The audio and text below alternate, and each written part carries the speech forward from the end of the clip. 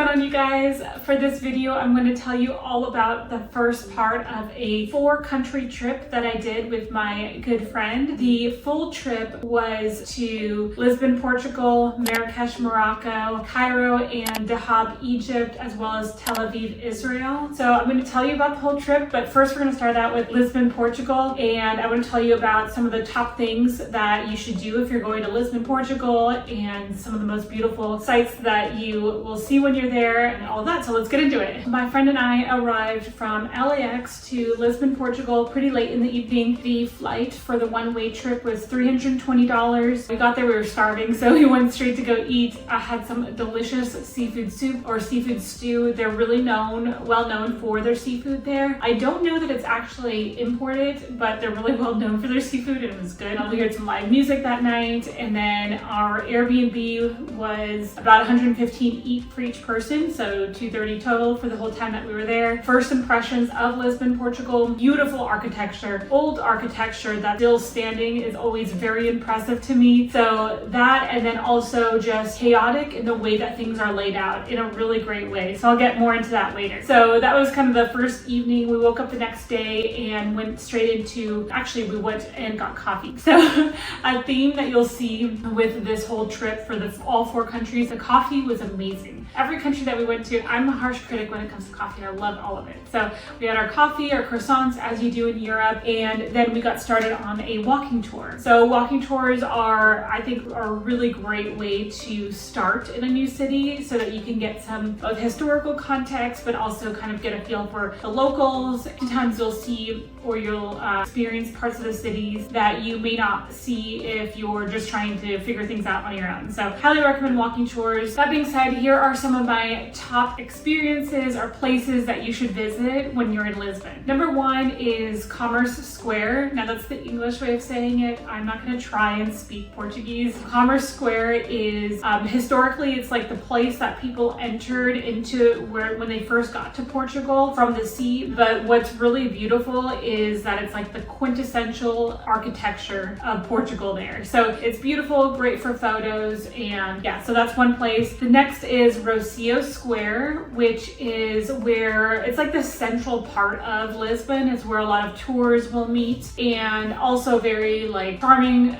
standard, I guess, architecture for Portugal. So you've got like these wavy designs in the tiles, fountains, statues, all of that. Great place to take photos as well. And then I think it's also like a central point where a lot of the neighborhoods kind of break up, or like there's different, Lisbon has very like stark differences in the neighborhoods, and that's kind of the central place that's in the middle of it all. Next is Alfama. I don't know if I'm saying that right, but this is like the standard neighborhood that you think of when you think of Lisbon. There are these winding roads, these narrow alleys. It's very chaotic in terms of the way that it's laid out. Not in terms of like, you know, traffic and cars and people and all that, just in terms of the way that the homes and buildings and streets are laid out. All streets kind of run into each other and they never really end. They just kind of go into another street. There's unique street art on the walls. You'll see that some of the walls and like window panes have like a certain tile, whereas the one next to it might have a completely different tile. It's kind of like has this really chaotic but charming aesthetic to it. This is where you hear a lot that Lisbon, Portugal has a lot of similarities to San Francisco, and you see that a lot in this neighborhood. So along with the chaotic streets, you have these giant hills that you're going up, and then also though when you're at the top of the hills, you have these beautiful views that are just kind of like San Francisco because you're also looking out into the ocean, and they have a bridge that's very similar to the Golden Gate Bridge, and I think it actually was the same architect who did both of them. So there's a lot of similarities, trolleys, all of that. The next experience that I recommend when you're in Lisbon is a fado. Fados are such a unique experience. We had such a great time. We went to a couple of them. So a fado is basically an experience where you have someone who is singing. Usually you have a band, maybe it's like one or a few guitarists, and the style of music, which is in Portuguese, is it's supposed to be very nostalgic. So it kind of has like this sad tone, but like just nostalgic, and it feels heartwarming though. And then you're in, usually like the more authentic ones are in these small cafes these small hole in the wall, pretty cramped cafes where you're basically just drinking and listening to them sing. The one that we were at was that experience, but then over like as time went on, it kind of got rowdier and rowdier in a good way, where like people were clapping and chanting and singing along, and it was such a like fun, genuine experience. Check out a fado when you're in Lisbon. Next thing to do in Lisbon is visit the outdoor market. So the markets are just all kinds of different things: artisan products, fish, plants, hot sangria, which I definitely went for, pastries, and just has that like local community feel. And I always think that it is important to immerse yourself in that as opposed to just going to the main tourist attractions. And speaking of tourist attractions,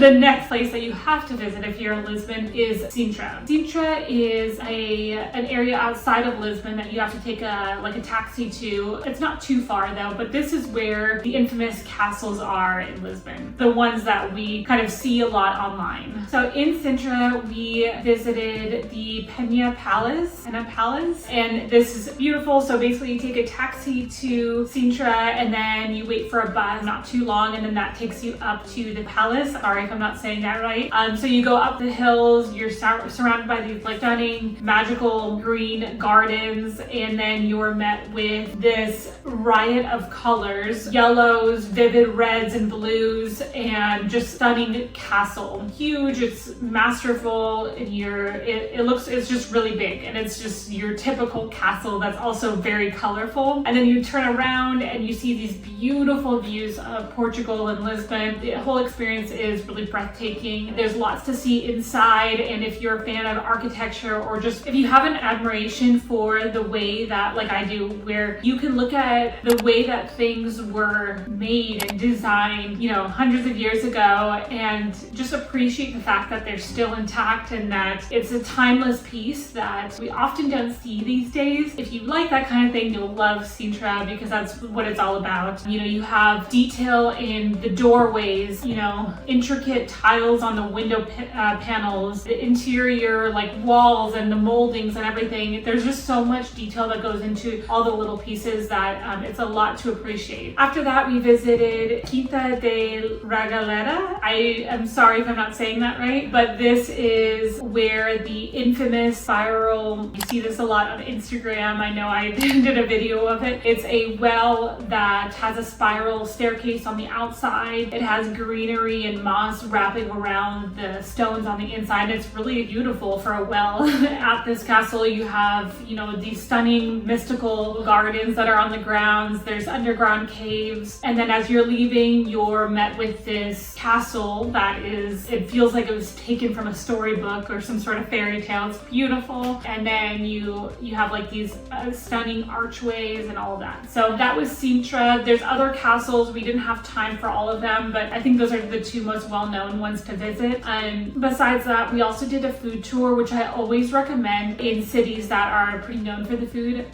which I mean, like, what city isn't? There are so many different foods that I wanted to try that it didn't make sense to go and find all the different restaurants to eat at and have a full meal. So we did a food tour, had a ton of great, tastings, and, everything from meats to seafood to wines to pastries, all of it. So I recommend doing a food tour. I recommend seeing the castles and then all of the historical sites and a walking tour and all of that. So I hope that this was helpful. If you've been to Lisbon, and if I didn't mention anything, definitely let me know. I'm curious, because I'm sure I'll be back. Another thing is that Lisbon is a great entry point into Europe. If you're coming from the US, it's a great way to go into and visit the other countries that are around, whether it's in Europe or whether it is a place like Morocco, which was the next stop, which I'm going to tell you all about in the next video. When we went to Marrakesh, Morocco, had quite a bit of a culture shock, but had a good time there as well. If you liked this video and if you got any value from it, please share it and subscribe. Leave a comment if you've been, and then, like I said, if there's a recommendation that you have, I'd love to hear it in the comments, because it might be helpful for someone else. Thank you so much for watching, and I'll see you in the next video.